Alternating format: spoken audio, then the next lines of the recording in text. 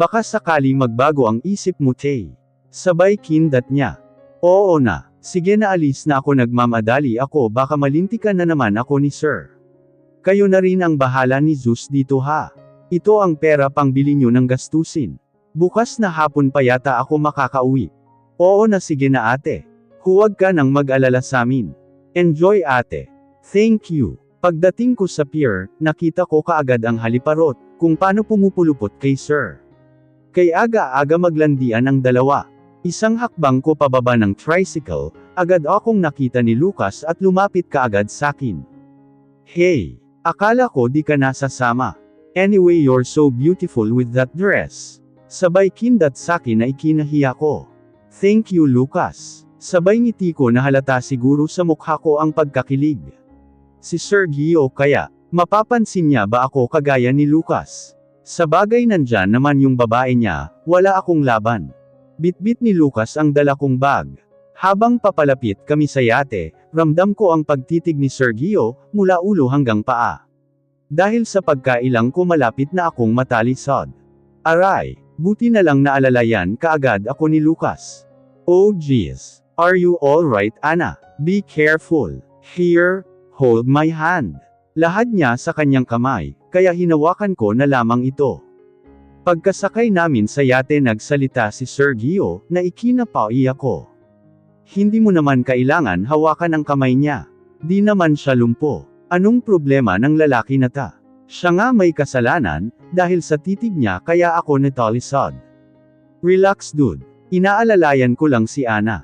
Mabuti at hindi na sumagot si Sir Gio. Isang oras lang ay nakarating na kami sa resort, na sinasabi ni Lucas. Isa ito sa gusto kong makita. Napakasariwa ng hangin. Yung hangin na naghahalo ang amoy ng dagat. Yung tipong gusto mo dito ka na lang tumira. Malayo sa polusyon sa Maynila. At sa pinakagusto ko, ay ang makasama ang lalaking mahal na mahal mo dito sa isla, or should I say paraiso. Sa kalagitnaang pag-iisip ko, I can feel Gio eyes on me. Pagtingin ko sa kaliwa nakita ko ang maamong mukha ni Gio na nakatingin sakin. Is it beautiful? Hindi na ako nakasagot sa sinabi niya, nang biglang dumating si Lucas, at hinawakan kaagad ang kamay ko. Maganda ba? Tara pasyal tayo. At naiwan na ngang mag-isa si Gio, habang nakatitig sa akin. Kay sarap ng gabi kaya napagpasyahan naming mag-bonfire, at doon na kumain. Nagkwentuhan lang kaming apat, habang umiinom ng wine. Ana, matagal ka na ba sa mansyon? Siya pala si Althea. Feeling mabait pero nagbabaitan lang naman, dahil nandyan si Gio. Ang arte-arte pa naman kung makasubo kay Gio, parang nang-aakit. Ito namang lalaki sayang-saya at gustong-gusto naman niya. Ang sarap pag-antugan ng ulo nila. Nakakagigil. Hey, are you alright? Parang namumula ka na yata. Oo, may iniisip lang ako. Opo ma'am, medyo matagal na po akong naninilbihan sa mansyon ni Sir Gio. Sagot ko sa kanya, na para tumigil na sa kakatanong ng kung ano-ano. Makalipas ang ilang oras sa pamamalagi namin sa labas. Nagyaya na si Althea pumasok sa cottage. Ang bruha ay antok na daw. Go ahead. Ihahatid ko muna si Lucas sa cottage niya, mukhang naparami ang inom nito. Ngayon lang to uminom ng marami at nalasing pa. Buti na lang at hindi na nag-inarte ang bruha. Tumulong ako sa pag-aalalay kay Lucas. Mukhang naparami yata ang inom. Pagdating namin sa cottage niya, inilapag namin siya sa kama. Masarap ang tulog mo ngayon. Bukas hangover at masakit ang ulo mo for sure. Tatalikod na sana ako, nang hawakan ni Lucas ang kamay ko. Please stay a while. Hindi muna ako umimik, baka nananaginip lang si Lucas. Lucas, magpahinga ka na. Please stay Ana kahit sandali lang. Wala na akong nagawa, at umupo na lang sa tabi niya. Ikaw na ang bahala sa kanya. At dali-daling lumabas ng kwarto si Sir Gio. Nang matanggal ko ang kamay ni Lucas sa braso ko, tumungo ako sa kusina at naghanap ng malalagyan ng maligamgam na tubig, at naghanap ng bimpo sa bag ni Lucas. Pinunasan ko muna siya para ma-relax ang katawan niya, at maganda ang tulog. Mukhang malalim na ang tulog mo Lucas. Lucas, alis na ako. There's no sign ni Lucas kaya umalis na ako sa cottage niya. Habang naglalakad ako patungo sa cottage ko, biglang may kung ano ang humablat sa akin. Napapikit na lang ako nang maramdaman ko na may malambot na dumampi sa labi ko. Minulat ko ang aking mata, mas kumabog ng husto ang dibdib ko, nang makita ko ang maamong mukha ni Sergio. Sergio, anong ginawa niyo ni Lucas? Tell me, ba't ang tagal mo? May ginawa ba kayong milagro? Sergio, nasasaktan po ako. Wala kaming ginagawang masama. Tama na po, masakit po. Sobrang sakit ang paghawak niya sa braso ko. Bumabao na yata ang kuko niya sa braso ko. Itutulak ko na sana siya, kaso mabilis naman niya akong nahahawakan. That's good. At sabay halik na naman, pero this time wala nang pang jijihil. Naramdaman ko ang kamay niya pababa. Tell me, gusto mo ba? Call my name Ana. Please, baka may makakita sa atin. Walang atubiling binuhat niya ako. Habang buhat-buhat niya ako, tinitigan ko lang ang maamo niyang mukha. Gusto ko sana siya tanungin, kung anong meron sa amin. Pero nauunahan ako ng kaba at takot. Bahala na kung anong meron sa amin, basta ang alam ko gusto ko ang nangyayari sa amin. Di ko na namalayan nanto na kami sa cottage niya, at inilapag kaagad ako sa kama. Ana, please, make love to me. Di na niya ako pinasalita, at mabilis na sinakop ang mga labi ko. He kissed me gently while his hand slowly touched my legs. What, Ana? Say it. I want you. As you wish, my love. Madali niyang natanggal lahat ng saplot sa katawan ko, na walang kahirap-hirap. While he's still wearing his clothes, he cupped my chest and squeezed it so badly and he kissed me on my neck while his other hand caressing my ano. Slowly, Gio, he started kissing my chest like a baby who wants some fits. I tried my best not to make a sound, but I can't help it. I want you, I want to hear your real sound. I want to hear it so badly, Ana. Let me handle you. I heard him say with his baritone pitch. My throat became dry, when he finally spread my legs. I feel something, nakakatindig balahibo ang nakikita ko. I can't fight this anymore, Ana, at ginawa na niya ang kanya na walang pag-alinlangan. Masakit pero di na masyado kagaya ng una namin. At this moment I didn't recognize my voice, and myself anymore. Habang ginagawa niya ang pagtrabaho, sinabayan ko na rin si Gio sa kanyang nais, nakikita ko din ang pagkagusto niya.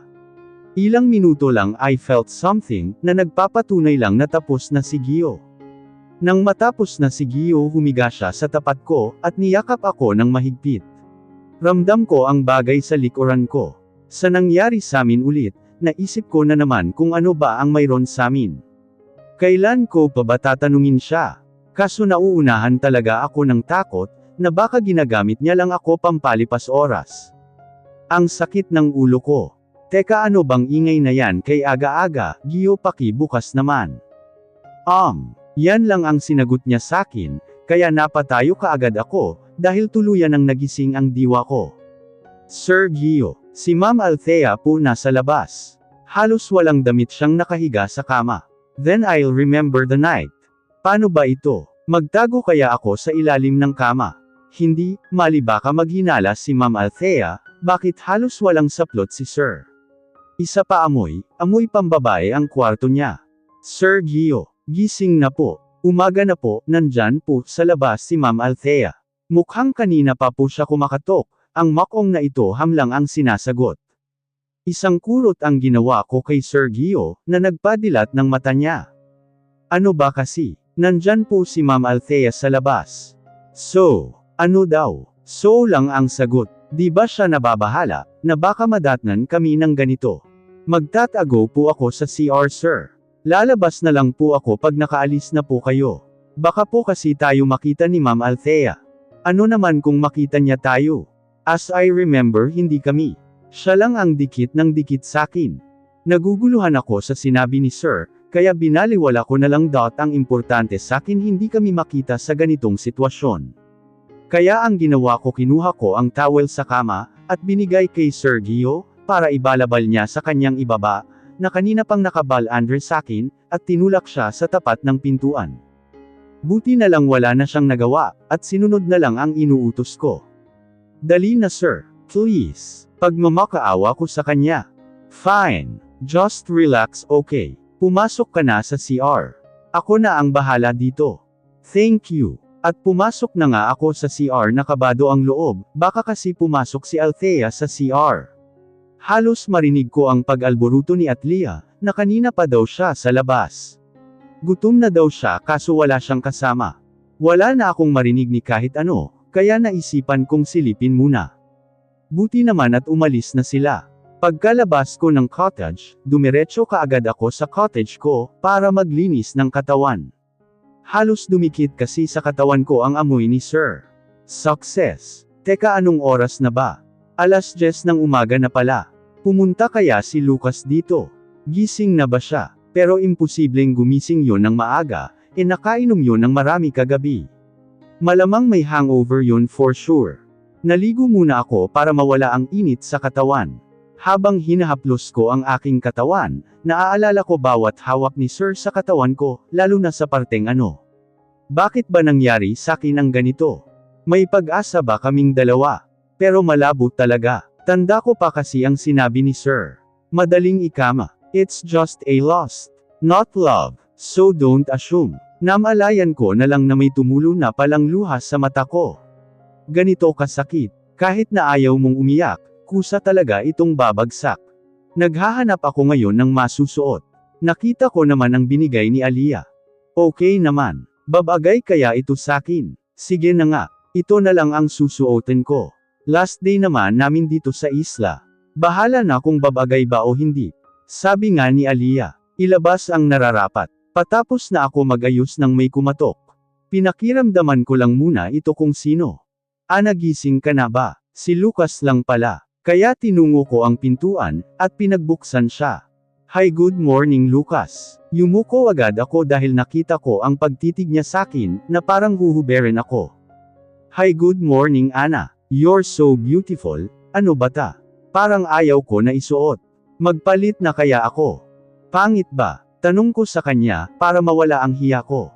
No, bagay nga sayo. Totoo. Pinahiram lang sakin ng kapatid ko, sinuot ko na lang. Sayang naman kung di ko susuotan. Bagay sayo. Don't worry. He smiled at me, kaya ngumiti na rin ako. Medyo nawala ng kaunti ang hiya ko sa suot ko, dahil sa puri niya. Anyway, tara na. Let's eat. Alam ko gutom ka na. May kung ano ang mga ngiti ni Lucas, pero hindi ko na lang inalampa. Minsan kasi maluko si Lucas. Kahit hindi ko pa siya nakikilala ng lubos. Alam ko na mabait na tao si Lucas. Naglalakad na kami ni Lucas, pero lahat yata ng madaanan namin napapasulyap lahat samin. Hay naku, iba talaga pagkagwapuhan ang kasama mo. Magiging muchacha ka na lang talaga, dahil lahat ng atensyon ay nasa kasama ko. Gwapo naman talaga si Lucas, may maibubuga din. Swerte din ang babaeng mapapaibig kay Lucas. Yun lang medyo may pagka-chick boy din kasi ito. Gaya ni Gio. Speaking of Gio, nasaan na kaya ang taong yun? Mukhang may mapapasabak ngayon sa gyera. Ha? Bakit? Sino? Tanong ko kay Lucas, na kanina pa merong pinapahiwatig. Wala. Ang sabi ko, kita mo ang mga lalaki dito. Panay tingin sa'yo parang mga ulol na aso na mangang-agad. You look stunning. Sabay tawa niya ng malakas. Aces. Ganyan naman kayong mga lalaki. Katawan lang ang habol nyo. Diba? Totoo naman diba? Anong tawag kay Sergio? Hindi naman. May mga taong loyal naman, at kontento sa isa. Kagaya ko. Hindat uli niya na ikinatawa ko na lang. Ewan ko sa'yo. Maniwala sa'yo. Nandito na kami sa isang kainan, at halata ang pagkasosyal nito. Pagpasok mo kasi isang magandang portrait ang makikita agad. Isang babae at lalaki na magkayakap, habang papalubog ang araw. Isa rin ito sa dinadayo ng tao, dahil sa magandang sunset dito sa isla. Come, sit down. Pagyaya sakin ni Lucas. Pagtingin ko sa harapan, nandito pala sina Sir Gio at Ma'am Atlia. Ang mukha ni Gio di ko maintindihan kanina. Parang okay pa siya ngayon naman, parang binagsakan ng langit. Si Althea naman nakikita ko ang pagmamasid niya sa kabuuan ko, mula ulo hanggang paa, at ang pagtaas-taas niya ng kanyang isang kilay. Dahil sa irita na kanilang pinakita sakin, sumabat na ako. Yes Ma'am Althea, may problema sa suot ko. Sabay ngiti ng matamis. Kaso si Gio ang sumagot. You should wear a decent clothes, yung hindi kita ang katawan mo. Halos lumabas na yang dibdib at buo. Sir, anong pinagkaiba ng suot namin ni Ma'am Althea? Tanong ko na matalim ang aking mata na nakatitig sa kanya. Oo nga naman pre, at isa pa maganda naman ang katawan ni Ana. Bagay pang model. Tama, may kilala ako, sikat sa ibang bansa. Pwede kitang irito as model.